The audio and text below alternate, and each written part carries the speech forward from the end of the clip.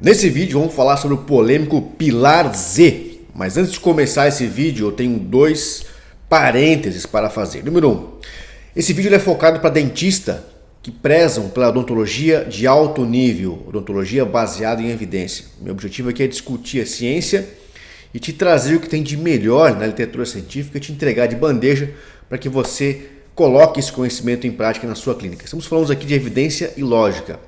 Não somos contra ninguém, não somos contra nenhum tipo de empresa.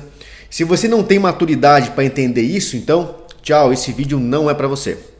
Número 2, apesar desse disclaimer inicial, eu tenho certeza que vão ter aqueles que vão distorcer as minhas informações e hoje eu quero dificultar a vida desses caras, então eu vou utilizar um método socrático, isto é, eu vou fazer uma série de perguntas e a partir daí você vai usar o seu senso crítico e você mesmo vai determinar se o que eu estou falando faz sentido ou não, tá ok? Então, para começar, o primeiro questionamento é: qual o nível de evidência científica da técnica do Pilar Z?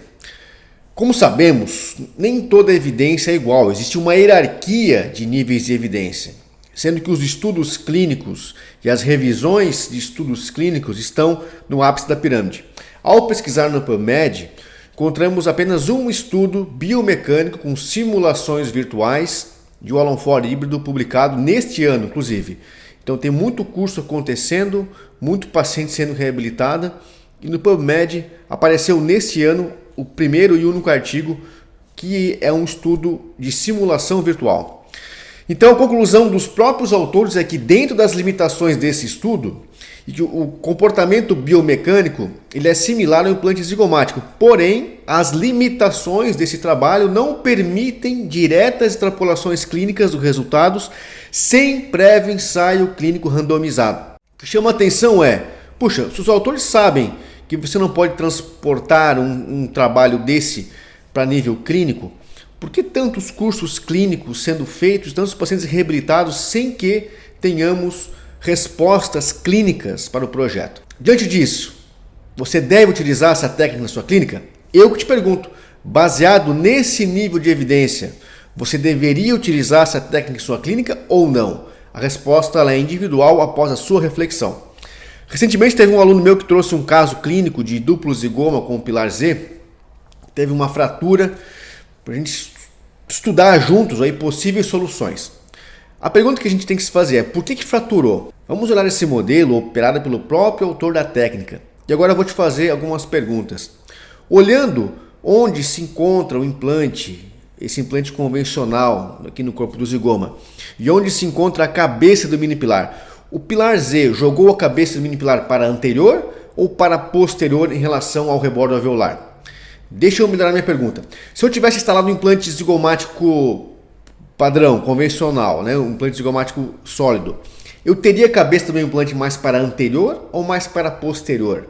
Se a resposta fosse para anterior, isso seria melhor ou pior para a biomecânica da prótese, para a compensação anterior da montagem dos dentes?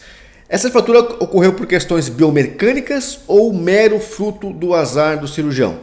Deixa eu melhorar ainda mais a minha pergunta. Por conta da atrofia óssea maxilar, a maioria dos pacientes, pelo menos aqui em Blumenau, apresentam uma relação sagital de classe 3 ou pseudo-classe 3, por conta da reabsorção, que é de vestibular palapalatal.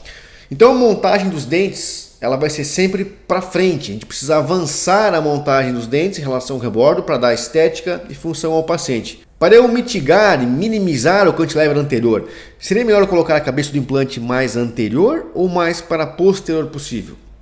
O implante zigomático todo sólido, com a cabeça mais para anterior no rebordo, daria melhor estabilidade biomecânica para a reabilitação ou usar um Pilar Z com implante convencional no corpo do zigoma, deixando a cabeça mais para posterior? Então você raciocina e você tira suas próprias conclusões. Outra questão importante é imaginar que nos casos da técnica totalmente exteriorizada, é possível instalar um Pilar Z. Mas e como seria a instalação do Pilar Z nos casos de zigomático flat, como nos casos H0?